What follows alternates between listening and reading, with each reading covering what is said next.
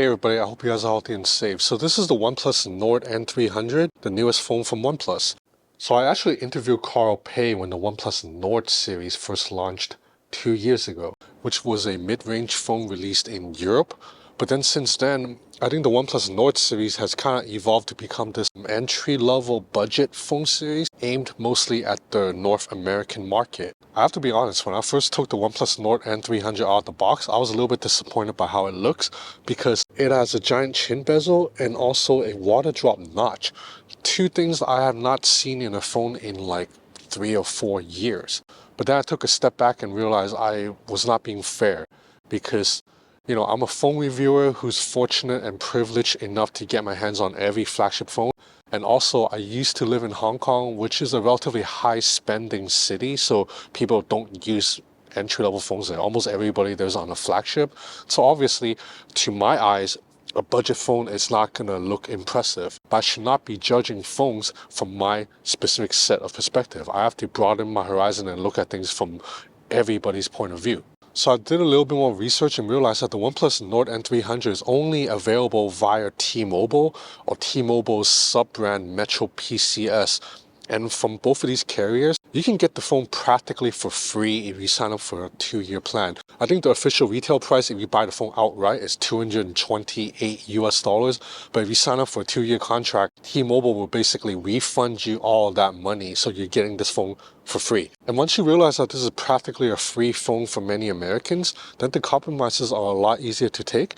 And the overall design, if you ignore the notch and the chin, actually looks pretty good and is well constructed. It's a boxy design language similar to the iPhone 12, 13, and 14, but the corners aren't sharp and pointy. They're actually chamfered a little bit so they don't jab at your palm as much. The overall phone is constructed out of plastic, so it doesn't feel premium, but it helps the device feel very lightweight at 190 grams.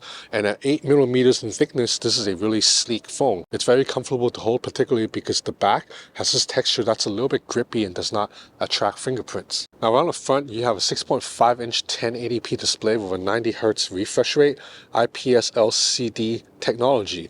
Now obviously for someone like me who's used to looking at the Galaxy S22 Ultra screen or the OnePlus 10 Pro screen, this display is not going to blow me away. But again, I am a really spoiled, privileged reviewer. If I show the screen to my parents, to my girlfriend, to just friends, people on the street, I don't think they're going to be able to tell the difference between this screen and like the OnePlus 10 Pro's technically superior screen. Meaning the animations are fluid enough, the screen gets bright enough, and the resolution is sharp enough that you don't spot individual pixels. This is a good looking panel except for the fact that you have a notch.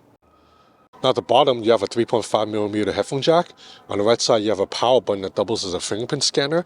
On the left side, volume rocker and a SIM tray. The SIM tray also supports micro SD card for memory expansion because this phone only comes in 64 gigs of internal storage. Powering the phone is a MediaTek Dimensity 810. It's an entry-level chip, but still more than good enough to run any app and even basic games. However, with only 4 gigs of RAM in there, the phone does feel a bit slow. Most importantly, the MediaTek chip allows you to connect to 5G networks, which a lot of budget phones cannot do still. Inside a sleek chassis is a 5000 mAh battery that can power this phone all day, and it can be charged at 33-watt speeds, and the charger is included with the box. Now look at optics. You have a 48 megapixel main camera and a 16 megapixel selfie camera. Now if you're wondering what this secondary lens on the back is, this is a 2 megapixel depth sensor that I'm not going to spend any more time talking about. The main camera is okay, especially when you consider the price of this phone. Obviously the hardware here, it's nothing to write home about, but OnePlus's software is actually pretty intelligent in processing images. For example, here you can see I'm in a cafe on an overcast day, so the overall scene was a little bit dull, like colors were a little bit too cool because there wasn't enough sun. But when I brought the camera viewfinder over to my sandwich, you notice that the OnePlus software automatically dialed up contrast, made the colors pop a little bit, and made the bread look a little bit better than even in real life. So yeah, it's not an accurate representation of the scene, but the photo looks pretty decent. HDR is pretty good for a phone in this price range too. You can see this scene here shooting against the sun with some shadows, and the dynamic range is pretty good. And then in this other scene, this is a relatively challenging scene. I'm shooting against harsh backlight in my mom's relatively dim living room, and you can see that the photo looks much better than the real life scene from what even my real camera can capture. Now, unfortunately for video, you can only show up to 1080p resolution and there is no stabilization at all. So, and see that the sky's a little bit blown out right now. Not too bad though. We'll check stabilization. Doesn't appear to be too stable. The selfie camera is really good for this price range. The phone does a good job of finding exposure, so it exposes my face properly, even when I'm shooting against harsh backlight. I like how it handles skin tones and colors, all that. Now ultimately, for someone like me who's used to using a Google Pixel 7 Pro or an iPhone 14 Pro or a OnePlus 10 Pro, am I going to be impressed with the performance of the OnePlus Nord N300? Of course not, but I am not the target audience of this phone. If I give this phone to someone who is on a budget, or my parents, or someone who got this phone for free, I don't think they will have any complaints. The same can be said for software and overall performance. This phone runs on Android 12 with Oxygen OS on top. Now, much has been said about Oxygen OS kind of losing its identity because it's basically a fork of ColorOS now. But I don't mind it. I actually like ColorOS. I think it's highly customizable and intuitive. However, I will say that it's true that Oxygen OS has lost a little bit of its identity.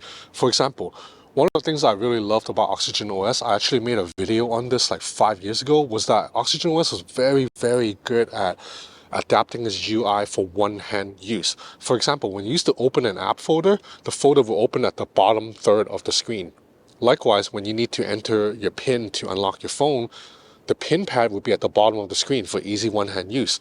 That is not the case anymore with this version of Oxygen OS. If you tap on an app folder, the folder opens now in the middle of the screen, just like every other Android phone. So if I use this with one hand, the top apps are hard to reach. Likewise for the PIN pad, check out how high this PIN pad is on the screen. If I'm using this with one hand, I actually cannot reach the top row unless I do some hand gymnastics, lean to stretch my thumb and extend my palm. Now these are very little things, but it's little things like that that made Oxygen OS such a joy to use before.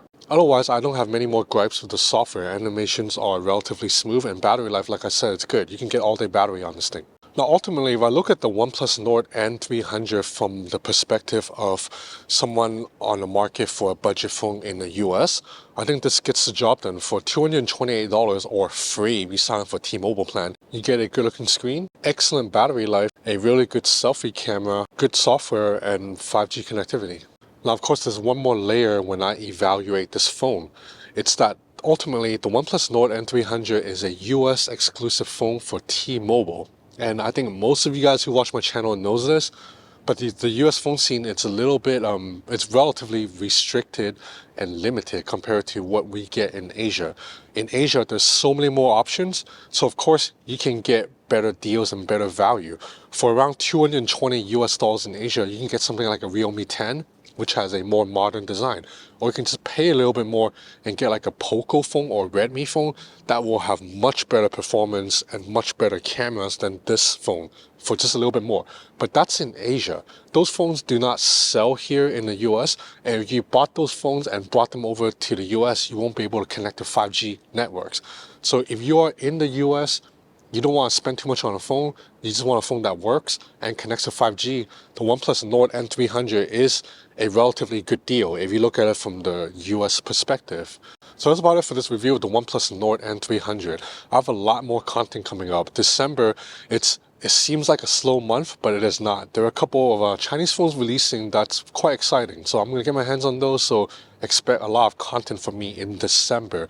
If you're interested in keeping up to date with all the latest in mobile tech, please consider subscribing to my channel. Or follow me on Instagram at Ben's Gadget Reviews. That's it for now. Thanks for watching.